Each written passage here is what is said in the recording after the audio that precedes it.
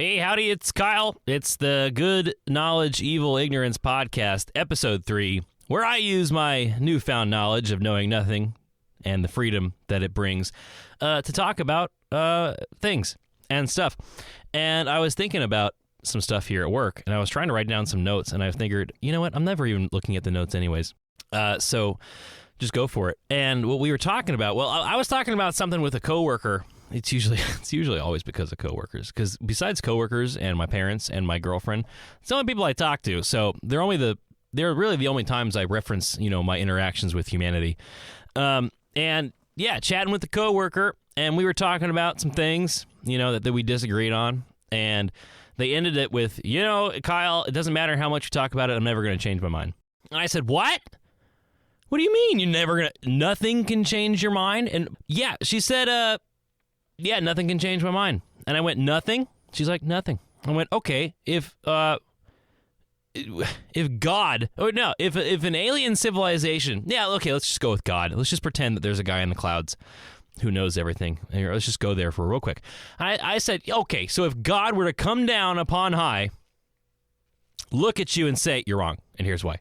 You're saying you wouldn't change your mind? And she goes, well, I don't know. I was like, well, come on. So there's something out there. There's a combination of words or a set of facts that could be produced to you that might change your mind. And she said, well, no, I just know I'm right. And God, that is so frustrating. First of all, I would never say those words because A, I know nothing, and B, there's always a set of evidence or a fact or something that could change my mind. And there has to be. Or else you might be dogmatic, or you might be a little, religious, but not in the, traditional sense. This shocks me with a lot of society and culture, and myself, with what we think we know. And, I got to be honest with you, there was already a YouTube channel that kind of beat me to this. Not that we're in competition, they're obviously way ahead of me. And also, this gives me a chance to preface something that I meant to preface in the past few episodes. I take full responsibility and ownership for the words that are coming out of my mouth. However, I won't take credit for it. I don't think I'm this smart. A lot of the things that come out of my mouth are an amalgamation of 8 years, 7 or 8 years of podcast and YouTube video and philosophy book reading. And I think that's obviously the case for a lot of people, so that can be said for a lot of people. But seriously, though, I don't know. I think my girlfriend listened to the first episode and said, oh, wow, that was really nice. You said this, that, and the other, and I thought it was really clever. And I thought, oh, well, thanks, But I felt kind of bad because I almost feel, because some of these ideas aren't mine, and I can probably reference where I got these ideas from if I really think about it, but then I'd be referencing people the entire time, and that's not the point. But I want you to know that I don't take credit for anything I say. I take responsibility. I take ownership for what I'm thinking and saying to you, with you. But I don't think I'm a genius. I don't think I surely did not come up with a lot of this. Maybe I came up with some of the ways of connecting it all and my own ways of wordifying it, so to speak. But I am not that clever. So with that being said, I'm going to continue to sound clever. And where was I? Oh yeah, there was a YouTube channel that kind of already beat me to this, and I listened to it today. But I had this idea before, so I'm just going to go ahead and go for it. The things that we think we know are incredible. I mean, if you think about it, and I've actually, you know what? It's not just the YouTube channel who beat me to it. I've had this conversation with my brother before, and I know either him or my parents are going to listen to it, but it's okay because they know what I think about this. And my brother and I have talked a lot about this kind of, atheism and agnosticism and belief in science and religion and such. And what flabbergasts me is you have ardent atheists, right, people who go, I don't believe in God. I just believe in one less God than you do, yada, yada, yada. There's no proof. We're all just a bunch of chemical reactions floating through space, and nothing means anything. And I go, that takes just as much faith to believe as it does for me to believe that there's a higher power, or there's something going on. I don't think there's a man in the clouds, but there's got to be something. And the amount of faith it takes us to believe in parallel universes and dark matter, I think, for us, right, maybe the scientists who've actually done the work on this stuff, they can say it with a lot more certainty. But us, the people who read it and are not quantum physicists or whatever, and we go, oh, well, they must be right because they know what they're talking about. You don't know. We don't know.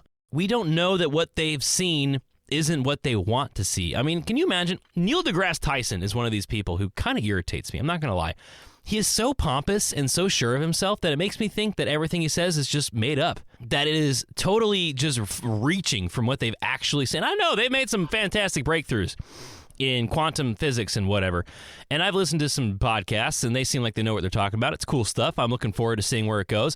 But at the same time, I don't know if it exists. I haven't seen it. I'm just going off of what people tell me.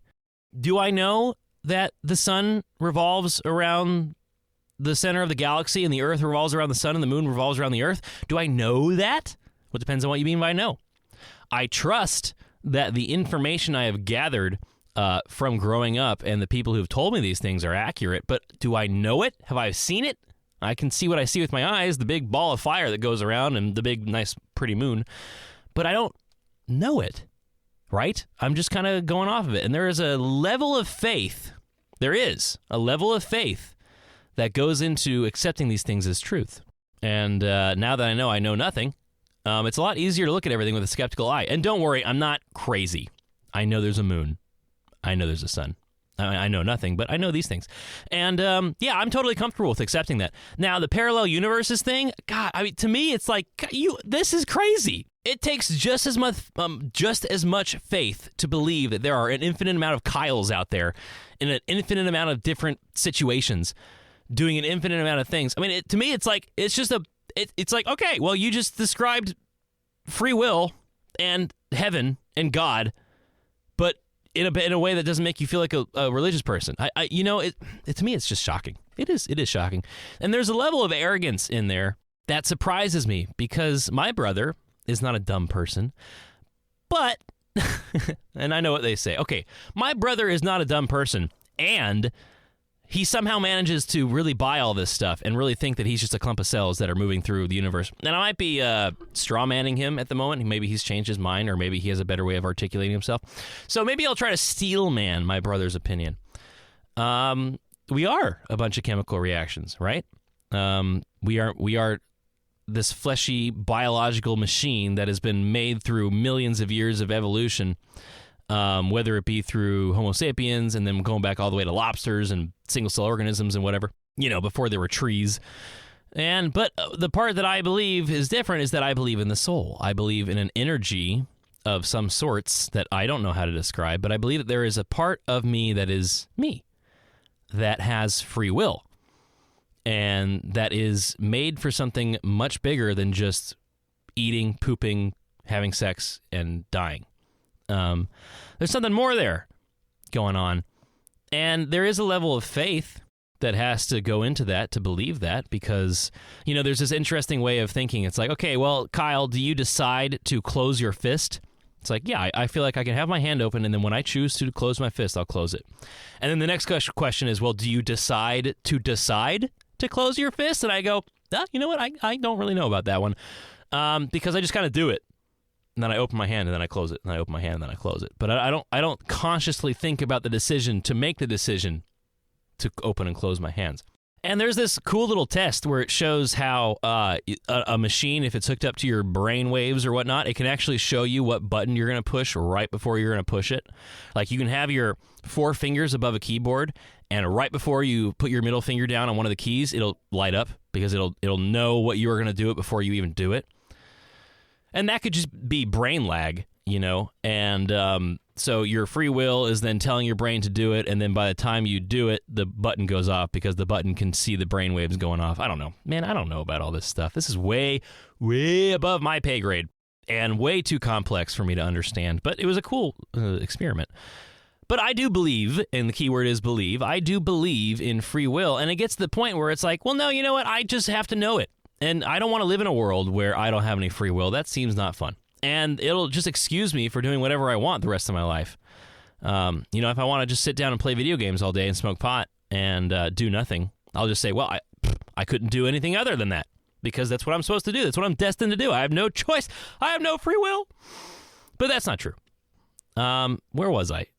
So yeah, the shocking amounts of arrogance that come from people who think they know everything, or at least they think they know some things, it's surprising. It's like, oh, well, I don't believe in the man in the clouds, and I don't think there is this thing out there that is super whatever. But then these same people will also believe in simulation theory. And it's like, dude, okay, if the simulation theory was true, then there's someone who made the simulation, and that someone is what we've been trying to describe as God. They're our creators, right? So you're just using a different word that makes you sound smarter. Stop it. And I'm not even making the argument for God and religion. I'm not even going to do that right now. That's for later. But I'm not going to do that right now because, well, I know nothing. So who knows? You know, I do believe in a higher power. I do believe in books like the Bible that there are bits of amazing truths that are fantastic. I don't believe it was a historical textbook, but I do believe it was possibly tens of thousands of years of storytelling that has been distilled down to the simplest possible version and then written down over 1,000 years or whatever, and then translated badly over another 2,000 years, and now here we are reading these stories. For instance, my favorite biblical story, which I think has a wild amount of truth in it, is the story of Cain and Abel, the two brothers, the warring brothers. The first two human beings, because Adam and Eve weren't human beings per se. They were created directly from God. But then Adam and Eve gave birth to Cain and Abel, the first two real human beings or whatever. And what happened? One had sacrifices that went well, and the others had sacrifices that didn't. One was grateful, the other was resentful. One was liked by everybody, and the other was not so much. And it was a very short story, so you kind of have to imply some of this stuff, or you have to kind of infer. That's a better word. You have to kind of infer some of this stuff. But what's neat is the resentful brother who made bad sacrifices kills his goal, his aim in life. The person that he is comparing himself to, he kills because he can never reach it, and he blames God. He blames existence on his failure. And when God says, how dare you? No, it's your fault. No, you're the one who sucks, my friend. You're the one who's been failing, and it's your fault.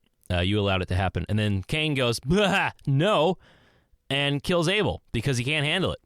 I've met these people, both of them. I've met Abel's and I've met Cain. And if that's not a true story about human beings and how they can act when they are failing at life or succeeding, what else could be? So I'm not saying Cain and Abel actually existed, but I'm saying that the story accurately describes two ways of being, and it describes what happens usually in the end, and that is that the good is killed by the resentful. And I don't know about you, but that happens quite a bit. Just look at the past century, the 20th century. Just look at that. A lot of good people were wiped out by evil and resentment, and people who could not sacrifice properly and who could not handle being failures. People who knew, or at least thought they knew things. People who believed that they were absolutely right. And this is what really bothers me. I'm not comparing people who think they know everything to Stalin, or Chairman Mao. But, okay, not but. I need to stop saying but. I am not comparing people who think they know everything to Chairman Mao. And at the same time, I will say that thinking you know everything is dangerous. It's very dangerous, especially when you put it like this. We only know what we've been told. Especially if you're not a scientist, especially if you're not a doctor or a veterinarian or people who are specified in the fields. If you're just like me, who kind of just goes through life and listens to what I've been told, I know nothing. I only know what I've been told, and that's pretty shocking. Like, okay, all right, example. Okay, let's say you have a guy named Paul. Actually, you know what? I'm going to use my dad as an example, and it's not just because I know he's going to be listening, but it is a good example because I know it to be true. So, Dad, probably turn off for the next few minutes because you're just going to get a bunch of compliments here in the next few seconds. So, stop listening. My dad says he knows how to build a house. Okay, that's great. Can you build a house, Dad? Well, he's built a house. Now, the question is, right, in 20 years, will the house still be standing and working? All right, we'll check back in 20 years. But for now, the house is standing, still being built on, but at least the structure is there. And therefore, you can say that he knows how to build a house. Because you can test it. The house is standing. It's right there in front of you. You can push on it with your finger and it doesn't all fall over. Same thing goes for engineers who build bridges. The engineer can say, oh, I know how to build a bridge. And you go, do you? And they go, yeah, watch this. And they build a bridge. And it doesn't fall over. The Golden Gate Bridge is still there. And yeah, sure, they might maintain it or whatever. They might maintain bridges, but fuck, it's still there. So, hey, good job. You know how to build a bridge. But then you get onto like things like philosophy. And you get people who say, oh, well, I know that socialism works. And then you try it, and it all fails, and it fails, and it fails, and it fails. And you go, well, that wasn't real socialism. We didn't really try that the right way. That was people making mistakes. And you go, that's the point. That's the point. You can just justify it away. And you can say, well, I know it works. It just didn't work here. And you go, well, then you don't really know, do you? You're just kind of guessing. Back to my coworker who said that there's nothing that could change their mind on this topic we were talking about. It's like, if nothing can change your mind, then you're either doggone certain or you're so dogmatic that you're unwilling to listen and think about it because you know if you challenge yourself just a little bit further, your whole architecture of belief is going to come crumbling down. And that's what I'm worried about. I've had a moment. Ooh, do I want to talk about this? Yeah, I will. I will talk about this. I had a moment where a pillar in my architecture of belief was a little rockety. And it was way down there at the bottom of my... If you think of our architectures of belief, right, our belief systems, what we know, how we work, if you think about it as a pyramid, right, where the higher you go, the more our beliefs are, and kind of like near the bottom is like, I believe I'm a human. I don't know, like I think therefore I am, right? We can go back to the Rene Descartes thing I tried to mention the last episode or two. You know, at the very bottom is I think therefore I am. I am a human being with free will, yada yada. And then the farther up you go, you get to like, I like Star Wars. You know, that's very up high. It's not very important. It's there. But one of my pillars, almost near the very bottom of my architecture of belief, was a little rockety. It needed some fixing. And it almost gave out. And I about had what you call an existential crisis. I convinced myself that everybody hated me and that everybody was just trying to be nice because they thought I was crazy and that everything I had been told throughout my entire life was wrong. And when that happens, fuck, that is scary. That is really not fun. And you know, you can blame the mushrooms on it. But hey, I got out of it. You know, it's all good now. But yeah, I mean, no wonder some people, they build their architecture of belief with such crappy construction materials. And they're saying, well, I don't really want to talk about it anymore. Let's not talk about it. It's not fun. I'm never going to change my mind. It's because they know that if they go and inspect their pillars, they're going to find mold and rot and decay. They're going to find termites and cockroaches. They're going to see that the basement hasn't been cleaned out in a while. And they're going to go, holy shit, if this is wrong, what else is wrong? If this is incorrect, how much more of my life have I built upon things that are not true? And you risk having the entire pyramid come crumbling down because you just weren't willing to do some minor renovations here and there, you know? And I've had to do that a couple times with myself. I've had to go in there, inspect some things. I noticed that a pillar, I think I brought up this analogy in the prologue episode of drinking along. But that was like 2 months ago, so I don't remember, so I'm just going to repeat myself, so bear with me here. But yeah, I mean, there have been moments where I have found pillars that were broken, and straight up broken. Now, luckily, the surrounding pillars around my architecture of belief were strong enough to not have it all collapse and give me enough time to go in there and figure out where I was wrong and rebuild them. Yeah, that was great. But some people, including myself, I'm still, this is one of the parts, it's like, this is what's freeing to me about accepting that I know nothing, is that it kind of makes my pyramid a little lighter, maybe a little smaller, to where when I learn that something is wrong, it's not going to wreck me. It's not going to take me out because I haven't gone higher building on things that I really don't know if I know.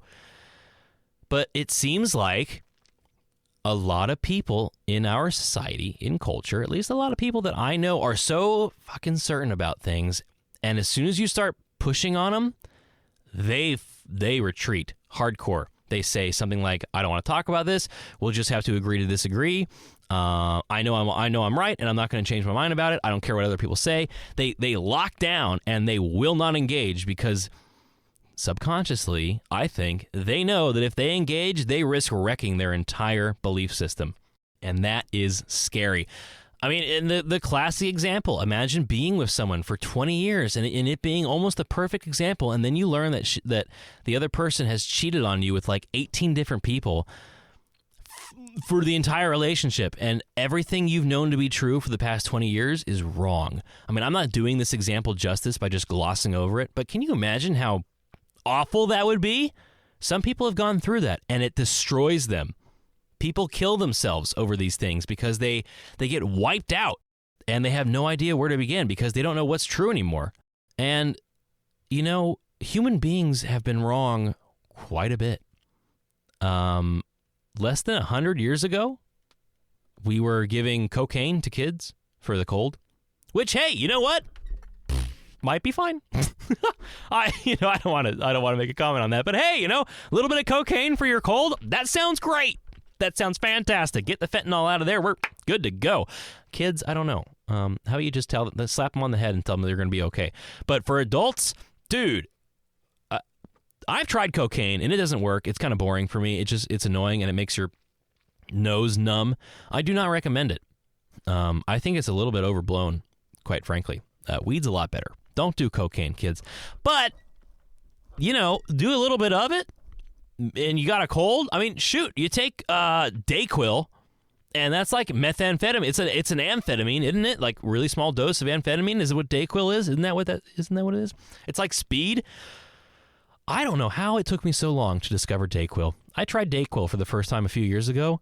Amazing. I mean, you can get through a cold like that. Add it with a little, my goodness, it's great. Hey, don't do drugs. But seriously, where was I? I'm so off. Jeez. Okay, yeah. So like 100 years ago, we were doing this thing with the cocaine and the kids and the cold. CCC. That's a funny. Okay, I'm sorry. I'm gonna go back. Like 300 years ago. Was it 300 years ago? No, it must have been a little longer than that. I don't know. When was it that we discovered that we weren't the center of the universe? I mean. And I know it's like, well, Kyle, that was so long ago. It's like, well, yeah, but the average IQs haven't been that different. I mean, we were still pretty freaking smart back then. And we thought all these dumb things, and we learned better. I mean, here we go. 300 years ago, we thought it was cool beans to enslave people. What? Oh, my God. Think about this. 40, 50 years ago. That's a lifetime for some people. Some of you who are listening, that's almost a lifetime ago. Back in the 60s, that's 40, 50, okay, 60 years ago, my bad math. 60 years ago, we thought it was cool that some people, because of their skin color, were lesser individuals than us, and they had different laws. Now, here's the thing, it's been a little bit blown out of proportion. I mean, a very large amount of the country was waking up to this way before the 60s and the Civil Rights Movement. This was just government being very slow. But there was still a significant amount of the country that thought that because you were black, you were lesser of an individual. That was 60 years ago. And we think that we are so modern and high and mighty that we can fucking know things that we can't possibly know. I am getting to the point of this being a rant, an endless rant, and because I feel like I'm repeating myself. I think the point I'm trying to make here is that we think we know a lot, and I have no idea how much we're wrong about. And it is very scary when I'm talking to people who I know are clever. They're not dumb. I know these people, and I really much like them.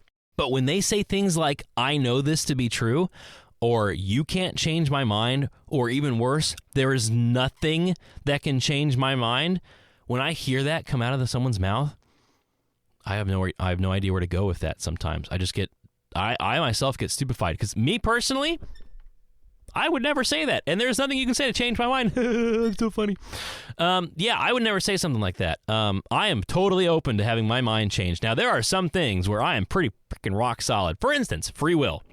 You would have to do a severe amount of legwork to prove that I don't have free will, because to me, it is almost kind of like a faith thing. I am choosing to believe, because I can't know that I have free will, but I am choosing to believe it. Because if I don't, I feel as if I'm just going to careen out of control and not do anything with my life. But I also believe we have free will, because what's the point in all this? I think there was a really cool question. What does God lack? If God has everything, let's just say there is a God and whatever. It's a thought experiment. If God is omnipresent, whatever, and whoever, and he can do everything, what does he lack? He lacks limits. He lacks limitations. So how can God create something? It's like cheating on a video game. I mean, when you cheat on a video game, it's fun for like 20 minutes, and then it gets boring because there's no challenge. There's nothing to do because you've done everything. So you just log off and uninstall it because you want to play another video game.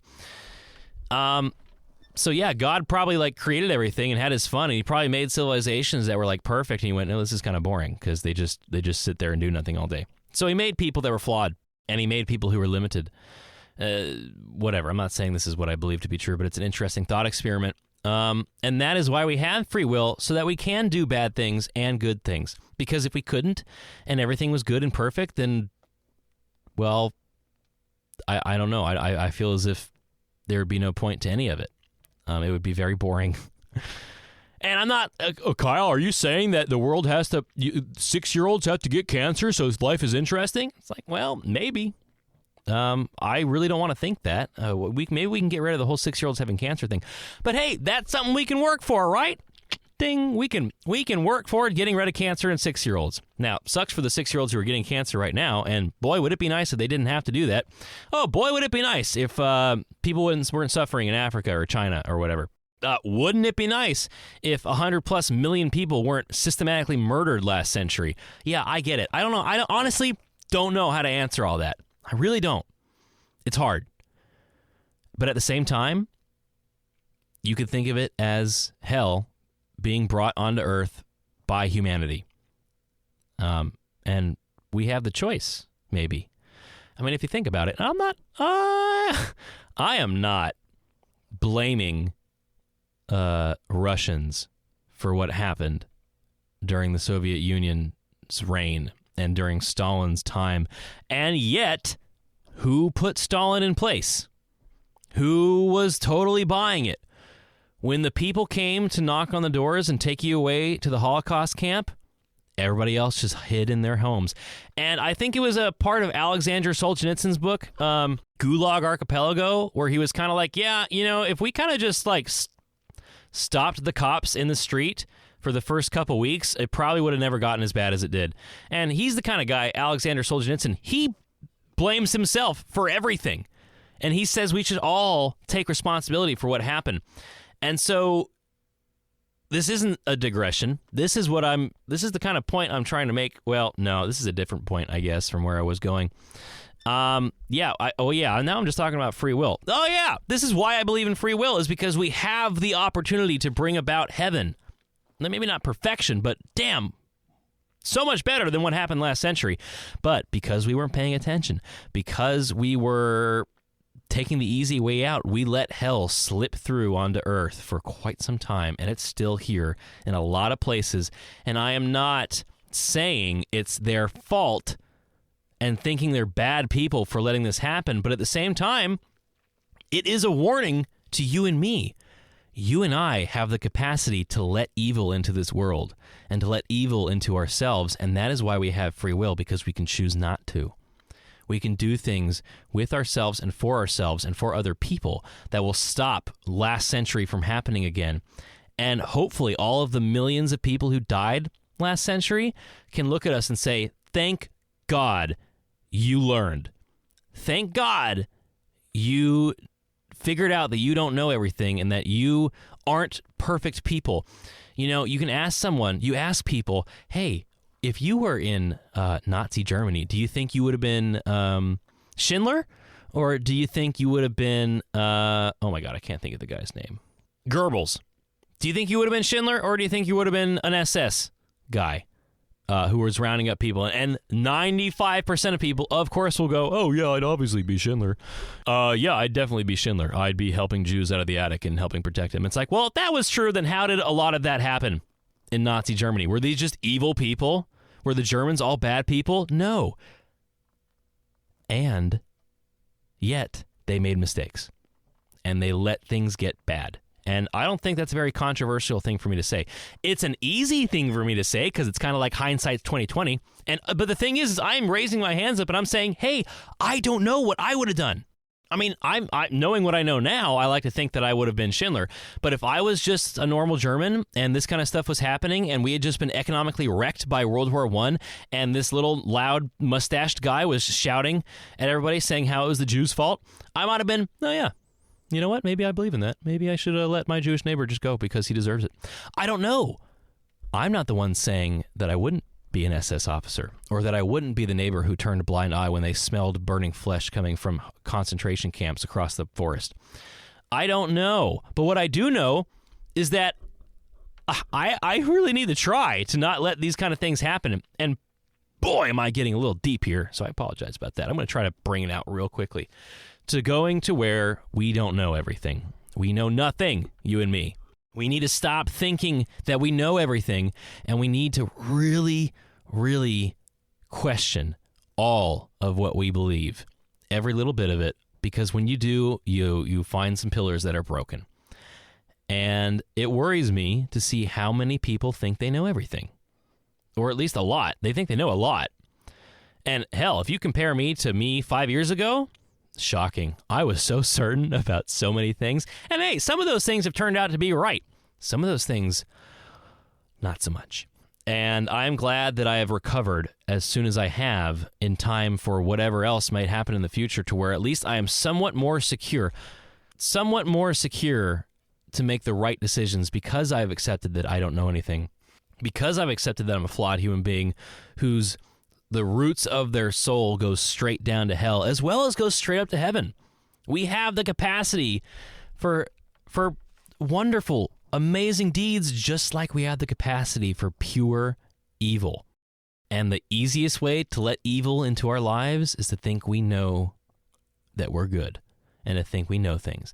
And I'm going to end it on that because I got some pizza coming in 20 minutes and the girlfriend and I are going to watch some movie and we're going to have some pizza and drink some beer and have a great time. And we're going to count our blessings that we are not anywhere else in the history of this world and that we are right here where we are. And we're going to accept that we don't know anything. Thank you for listening to episode 3 of the Good Knowledge, Evil Ignorance podcast. It does have a Twitter at GKEI 2023. This is the best thing I know about social media marketing. Just go and leave a comment. And I'm not just saying that to buff up my stats. I am doing that because if you leave a comment, it will give me something to talk about. And that's great because there might be times where I don't know what to talk about. So please let me know what you think. Let me know how I'm doing. Let me know what you want to talk about. Let me know if you think I've said anything wrong. Don't compliment me. Seriously.